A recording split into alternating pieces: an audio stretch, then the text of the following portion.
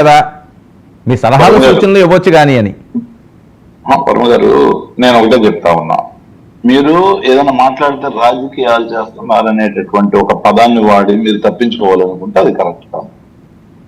ప్రజాస్వామ్యంలో మీరు ఏవేవి తప్పులు చేశారో ఆ తప్పుల గురించి మాట్లాడే హక్కు, బాధ్యత రెండు కూడా ప్రతిపక్షానికి ఉంటాయి. ఒక పౌరుడిగా కూడా ఉంటాయి, ఒక రాజకీయ పార్టీగా ఉంటాయి, అదేవిధంగా ప్రజాప్రతినిధులుగా కూడా ఉంటాయి. నేనేమంటున్నానంటే, ఇవాళ వాళ్ళు వెళ్ళారు, ఇద్దరు వెళ్ళారు, ముఖ్యమంత్రి గారు వెళ్ళారు, అదేవిధంగా ఉప ముఖ్యమంత్రి గారు కూడా వెళ్ళారు, బాగానే ఉంది. వెళ్ళిన తర్వాత మీరు ఎందుకు సమన్వయ లోపం ఉందని వీళ్ళు సమన్వయ లోపంతో మాట్లాడుతూ అక్కడ జేఈఓకి యువకి సమన్వయ లోపం అని ఒకళ్ళు అంటారు, ఇంకొకళ్ళేమో డిఎస్పీ సరిగా పనిచేయలేదని ఇంకొకళ్ళు అంటారు. డిఎస్పీని సస్పెండ్ చేసి చీఫ్ విజిలెన్స్ ఆఫీసర్ ఎవరుతున్నారో ఆయన మాత్రం ట్రాన్స్ఫర్ చేస్తారు, ఎస్పీని మాత్రం ట్రాన్స్ఫర్ చేస్తారు. అంటే దీంట్లో కూడా మీరు రాజకీయాలు చేస్తారా? తప్పండిగా మీరు ప్రజల గురించి, భక్తుల గురించి ఒక నిర్ణయం తీసుకునేటప్పుడు తీసుకోండి. దానివల్ల మీకు నష్టం ఏం జరుగుతుంది? ఇప్పుడు టీటీడీ చైర్మన్ ఉన్నారు, ఆయన చేంజ్ చేయడం వల్ల మీకు నష్టం ఏమైనా జరుగుతుందా? ఒక పక్కన పవన్ కళ్యాణ్ ఏమంటాడు, మీరు బాధ్యత తీసుకోవాల్సిందే ఈవో జేఈఓ అన్నాడు. పాలక మండలి సభ్యులు వెళ్ళి ప్రతి ఇంటికి వెళ్ళి క్షమాపణ చెప్పాలి, ఇంటికి వెళ్ళి అని చెప్పి అన్నాడు. క్షమాపణ చెప్పాలంటే దాని అర్థం ఏంటి? వీడు తప్పు చేశారనే కదా పాలక మండలి సభ్యులు. వర్మ గారు కాదా? ఇంటికి వెళ్ళి క్షమాపణ చెప్పమన్నాడు అంటే ప్రతి బాధ్యులు ఇంటికి వెళ్ళి తప్పు చేసినట్టే కదా క్షమాపణ చెప్పమంటే దాని అర్థం ఏంటి? చెప్పమన్నప్పుడు ఎందుకు మీరు వాళ్ళని తొలగించి ఇంకొకరిని వేయరాదు మీరు? అంటే మీరిచ్చిన స్టేట్మెంట్ కి సంబంధించి నేను మాట్లాడతాను, ఆ పరిధి దాటి నేను బయటకు వచ్చి మాట్లాడట్లేదు, ఆ పరిధిలోనే మాట్లాడుతున్నాను. మీరు మాట్లాడిన మాటలకు సంబంధించి మాత్రమే మాట్లాడుతున్నా. సీఎం గారికి, డిప్యూటీ సీఎం గారికి కూటమిలో ఉన్నారు, బాగానే ఉంది, ఓకే.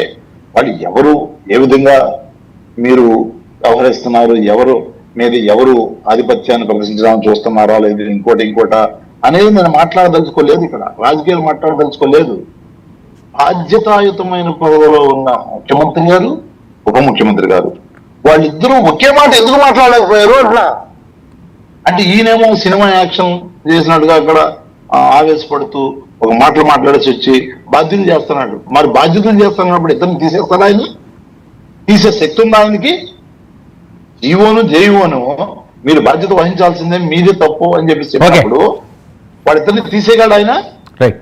ఎందుకు వాళ్ళు సస్పెండ్ చేశాడా? కాదండి, ఇప్పుడు కాదు మరొకటి ఏంటి సనాతన కాదండి. ఇప్పుడు రోజా గారు సెటైరికల్ గా ఈ టైంలో సనాతన యోధుడు నువ్వు రా, లేకపోతే నువ్వు ఈయనెవరో చంద్రబాబు నాయుడు గారిది ఐరన్ లెగ్, ఇలాంటి అవసరం ఈ టైంలో?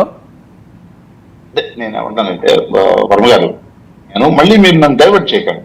నేను అడిగేది వాళ్ళు మాట్లాడిన మాటలకి సమాధానంగా వాళ్ళ మాటల్లోనే తేడాన్ని నేను గమనిస్తానా, ఆ తేడానే మీకు చెప్తా ఉన్నా, ఆ తేడానే ప్రజలు కూడా తెలియాలని చెప్పి చెప్తా ఉన్నా. మీరు నాటకాలు అని అనకూడదు కానీ, ఎందుకంటే జరిగిన ఈ సంఘటన చాలా తీవ్రమైన సంఘటన, భక్తులకు సంబంధించిన, మనోభావాలకు సంబంధించిన సంఘటన. తప్పనిసరిగా వాళ్ళకి మంచి జరగాలని కోరుకునే ప్రయత్నమే చేస్తున్నాం అందరూ కూడా.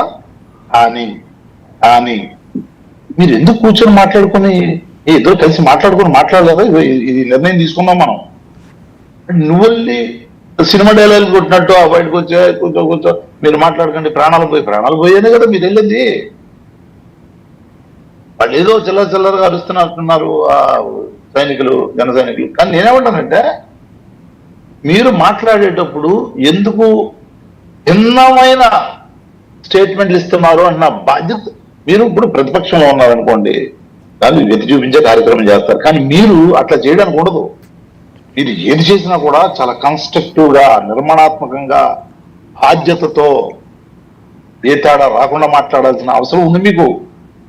దాన్ని ఎందుకు విస్మరిస్తా ఉన్నారు అంటే, అనుభవ లోపమా ఇది, లేదంటే లెక్కలేనితనమా? ఓకే, ఏమనుకోవాలంటున్నా నేను. గాయత్రి గారు సమాధానం చెప్పాలంటున్నా. ఓకే, గాయత్రి గారు ఏమనుకోవాలి, సమాధానం చెప్పాలంటున్నారు. రోజా గారు కూడా చాలా అడుగుతున్నారు.